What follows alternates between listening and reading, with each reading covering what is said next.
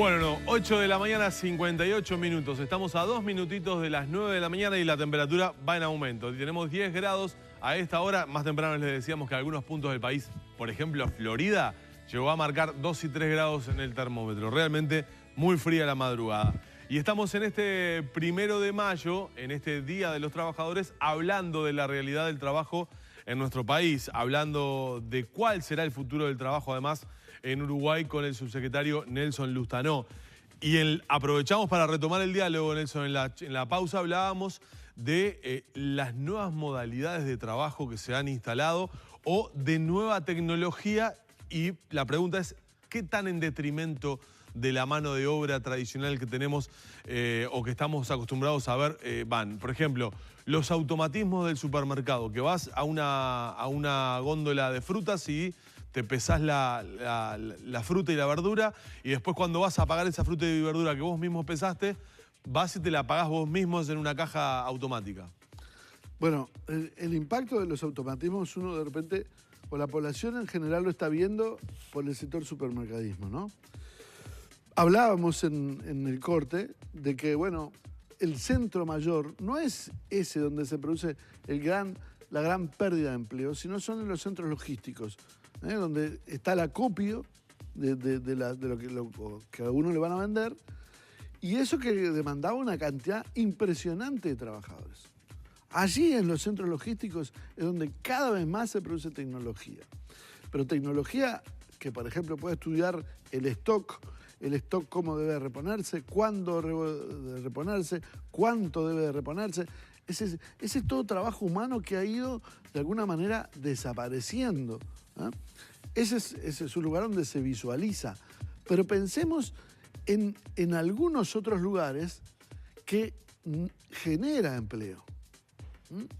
Por ejemplo, cada vez más es más importante la telemedicina. Cada vez más los médicos tienen que adaptar, el sector médico, no solo los médicos, toda la cadena vinculada al sector salud, tiene que adiestrarse en estas tecnologías. Se está imponiendo cada vez más en Uruguay eso. Cada vez más. No pensemos en la telemedicina como una consulta a distancia. Es decir, claro, telemedicina no como consulta telefónica, o sea, mucho más desarrollado. Pensemos en lo que era antes una cirugía, yo que lo he vivido tanto, una cirugía oftalmológica, y como se hace hoy, una cirugía en minutos en materia ocular, con una tecnología deslumbrante, haciendo trabajos a nivel casi, yo diría, de micrones, cosa que era absolutamente impensable, imposible, 20, 30 años atrás. Pensemos que esto necesita una cadena que se ve, no solo, dije la oftalmología por citar un ejemplo que en mi caso conozco, pero pensemos en la cardiología, pensemos en infinidad de aspectos. Y allí cada vez necesitan más técnicos especializados. El propio informe que mencionábamos de la OIT sobre la crisis que iniciamos diciéndole a Humberto sobre la crisis que hay en el mundo de empleo y el empleo informal, uno de los yacimientos que visualiza de empleo es justamente en el sector médico. Pero estamos hablando de que, como un ejemplo, ¿no? Sale una cajera y entra un técnico en tecnología médica. Estamos hablando de diferentes capacitaciones. Por supuesto. Habitualmente, ¿no?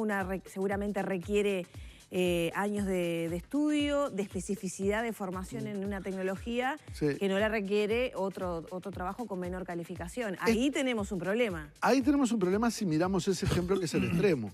Yo no pretendo sacar una cajera de un supermercado y que dentro de 8 años sea un neurocirujano. No, me refiero que hay menos demanda en algunos puestos con menos calificación y probablemente más demanda en otros puestos con más calificación. El mundo va a variar hacia algunas, aparentemente está variando hacia algunos vectores diferentes en materia de yacimiento de empleo.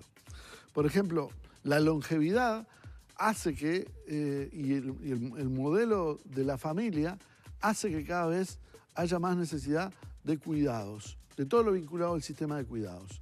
Mayor cantidad de mano de obra, donde, por ejemplo, no se necesita en principio tanta mayor calificación, donde los sectores de los sectores que están perdiendo espacio para ser recalificados. O sea, no es tan difícil recalificar en ese cambio. Hay algunos nichos que permiten cubrir eso. Claramente no se puede cubrir todo y claramente que va a haber un déficit siempre cuanto menor calificación. Por eso iniciamos diciendo que la recalificación es el eje. Y acá tengo dos preguntas. Una relativa a los dos extremos etarios del mundo del trabajo. ¿Qué pasa con los trabajadores de edades más avanzadas que por una cuestión natural cuesta más ayornarse, por ejemplo, en el tema de tecnologías? Sí.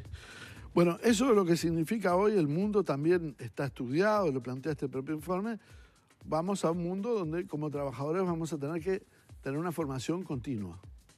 Cada vez más tenemos que hacer un esfuerzo por tener una mayor formación continua. Ahí está. Y en Uruguay, ¿qué se está haciendo para eso? Porque a mí, mi experiencia personal, me cuesta visualizar, salvo algunos rubros empresariales, que haya un tiempo real para seguir formándose en el trabajo. Y a eso me refiero de tener jornadas laborales que admitan que uno la reparta para trabajar y que se valore una vez que uno Hay muchos convenios colectivos, esto no es generalizado, ¿no? Hay muchos convenios colectivos que van concediendo alguna clase de tiempo libre para esa formación, e inclusive a cargo de la empresa.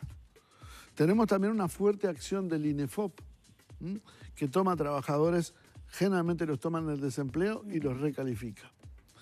Pero yo creo que el esfuerzo no tiene que ser solamente del INEFOP y solamente... O sea, debe ser un esfuerzo en conjunto, porque los principales... O sea, ¿cuáles son los destinatarios finales de esta nueva recalificación? Y voy a decir un dato no menor. Uruguay es el primer productor de software en términos relativos de América Latina. Este dato generalmente no se menciona.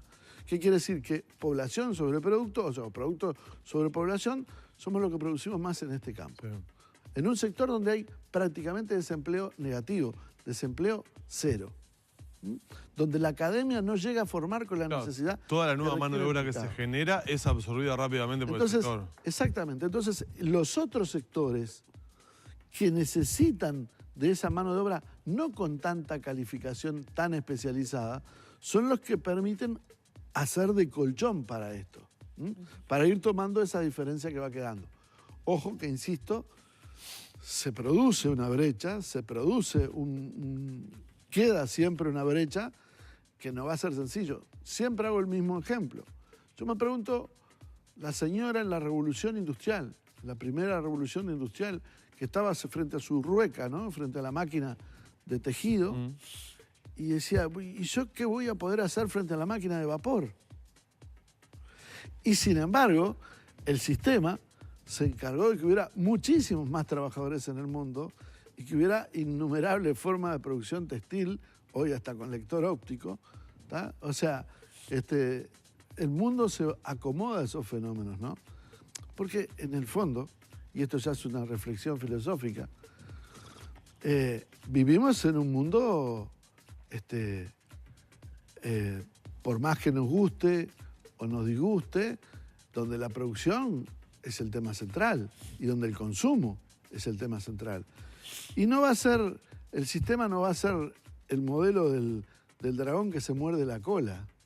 O sea, de alguna manera el sistema va a permitir que esa producción y esos trabajadores tengan ingresos, ¿no? Antes de ir metiéndonos en otra temática, que es la seguridad social, para ir concluyendo un poco la entrevista, no quería abandonar el tema laboral y de trabajo en este 1 de mayo, donde mucha gente se afilia o sostiene un discurso que, por ejemplo, fue encolumnado ahora por un precandidato a la presidencia como Guido Manini Ríos, diciendo que el trabajador inmigrante que viene a quitar trabajo.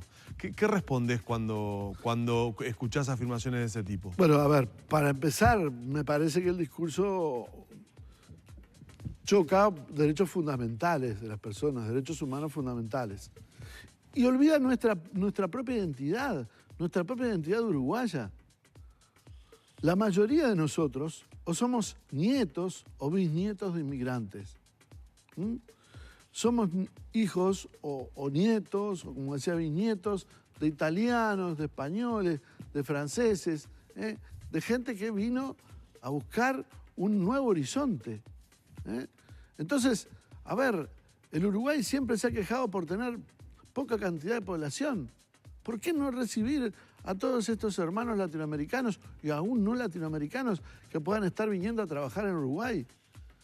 Yo cuando me encuentro con un trabajador de estos, la verdad me encuentro feliz, porque no creo que le viene a sacar trabajo en uruguayo. No creo eso.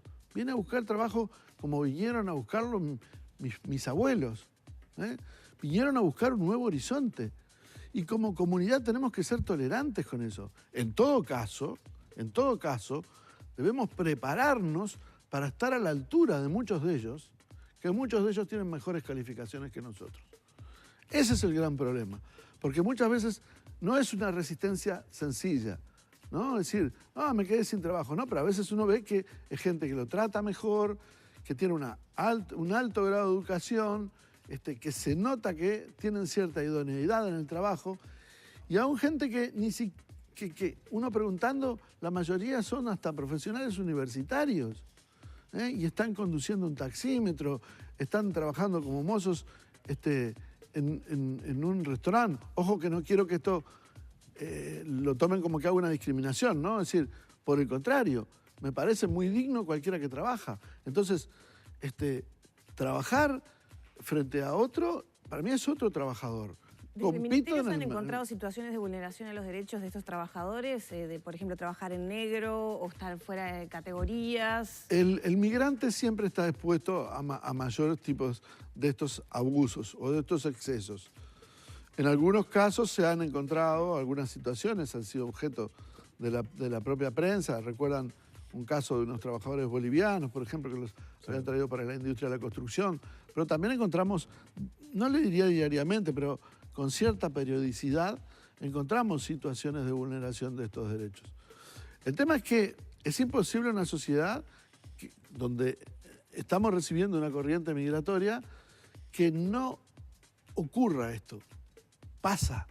El problema es que no sea una cuestión escandalosa, y no lo es. No es un volumen que usted pueda decir, descubrimos el año pasado 3.000 personas en esta situación. No. Apenas alcanza algo más de una decena. Muy bien, y yo en el final, de pronto, preguntarte algo sobre el tema de seguridad social. ¿Qué mirada tiene el Ministerio sobre el tema de seguridad social en esta discusión que estamos entrando sobre temática de déficit del organismo que es regente en materia de la seguridad social, que es el BPS?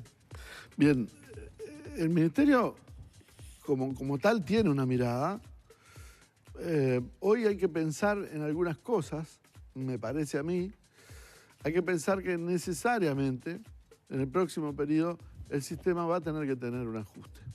¿Por qué va a tener que tener un ajuste? Porque los sistemas de seguridad social nunca son etéreos, pétreos. No son para toda la vida, no son de piedra. ¿Por qué? Porque los humanos, y gracias a Dios, vivimos más. Porque vivimos más porque justamente la seguridad social nos apaña mejor. Tenemos, aunque no lo creamos, en Uruguay tenemos un buen sistema de salud que de alguna manera nos permite que nos cuidemos mejor y que vivamos más tiempo. Entonces, esas ecuaciones varían el escenario de la seguridad social. Si vivimos más y la seguridad social nos tiene que atender durante más tiempo, necesariamente el sistema va a tener que tener algunos ajustes. ¿Ajustes como cuáles? Bueno, evidentemente todo el mundo tiene la tentación más simple de decir subir la edad de retiro. Eso es lo que pasa en el mundo. Si miramos en los ejemplos en el mundo, perdón, eso es lo que más prolifera. Pero a veces hay que buscar estímulos combinados, ¿no? Primero, que esa suba no sea de un minuto a otro, que sea con un proceso prolongado en el tiempo, que se vaya llegando a esa edad con un proceso prolongado en el tiempo, y que esté asociado a lo que se denomina tasa de reemplazo. La tasa de reemplazo es lo que me pagan de alguna manera cuando yo me voy. Que vaya evolucionando, sí, el trabajador va a estar más tiempo, pero que sea un tiempo que permite más. Ahora, mejorar mi jubilación. Ahora, también hay que hacer un razonamiento no es sencillo el tema de seguridad social. ¿Por qué? Porque hoy estamos en un tiempo de dificultades del empleo a nivel mundial, no a nivel local, a nivel mundial. Entonces, el escenario, la ecuación, requiere una nueva formulación y ni que hablar con todo el embate de nuevos tipos de empleos precarios, sin derechos. Entonces, me parece que esto requiere un estudio muy profundo, y no cobrar simplemente al grito con decir vamos a aumentar la edad jubilatoria. Creo que esto será un gran debate nacional. Me parece que por encima de lo que puedan ser las elecciones el año que viene, posiblemente instalado el nuevo gobierno, debería ser objeto de un gran diálogo nacional, un gran debate nacional para saber hacia dónde vamos. Ha asomado tímidamente el tema en campaña, ¿no? Ha asomado tímidamente en campaña porque, insisto... Nadie quiere meterse en ese tema. Primero, es bastante antipopular hablar de esto, o sea, cuesta votos hablar de esto, pero además es un fenómeno, como acabo de decir, extremadamente complejo, que no hay sociedad en el mundo que lo tenga resuelto. Muchas gracias. A las órdenes. Bueno, vamos a agradecerle al subsecretario de Trabajo y Seguridad Social, Nelson Lustanó, estos minutos en la mañana de Arriba Gente. Yo mientras el subsecretario dialogaba, tanto con Danilo como con Lorena, reflexionaba sobre, bueno, algunas felicidades que tenemos en el Uruguay. Estaba mirando y estoy mirando en este momento imágenes en directo desde París, en donde nuevamente en una manifestación, en este caso del 1 de mayo, vuelven a reaparecer los chalecos amarillos. Y bueno, la verdad, los disturbios, la represión, la agresividad, tanto en los manifestantes como en la policía. Esto es en directo, esto está sucediendo en las calles de París hace muchos minutos, que están de refriega en refriega, gases lacrimógenos. Digo, bueno, son cosas que aquí en el Uruguay felizmente no vivimos. Se puede vivir un Día de los Trabajadores con un acto en donde la central sindical realiza su discurso, ¿verdad? Donde también el gobierno allí presente con sus autoridades escucha los reclamos. Donde corrientes alternativas también de trabajadores hacen otro tipo de actos sin inconvenientes, ¿no? Tolerancia se llama eso, ¿no? Exactamente. Tolerancia democrática, ¿no? Y aquí lamentablemente estamos viendo lo que en una sociedad como la francesa está ocurriendo en este 1 de mayo. A propósito de eso, ahora en minutos les vamos a estar informando exactamente qué es lo que está sucediendo. Hay más ya de 90 manifestantes detenidos, una situación verdaderamente compleja en las calles de París, pero lo quería decir en el cierre porque habla también de ciertas diferencias que a veces no notamos. Son una felicidad tenerlas en el Uruguay. Muchas gracias, Lustanó. Si me dejas solo una cosa. Es sabio que nosotros tenemos una diferencia con el sector empleador en la Organización Internacional del Trabajo. Sí. Sin embargo, me parece que cuando vamos allá, nadie entiende, la comunidad internacional, que nosotros, por ejemplo, nos alojamos todos en el mismo hotel, desayunamos todos juntos y vamos a la conferencia con nuestras fuertes diferencias, que nunca hacen que nos dejemos de hablar, que nos peleemos, sino que todo lo contrario, sean continuos espacios de diálogo para reconstruir espacios democráticos. Así debe ser. Muchas gracias. Por favor. Así ha estado con nosotros el subsecretario del Ministerio de Trabajo y Seguridad Social.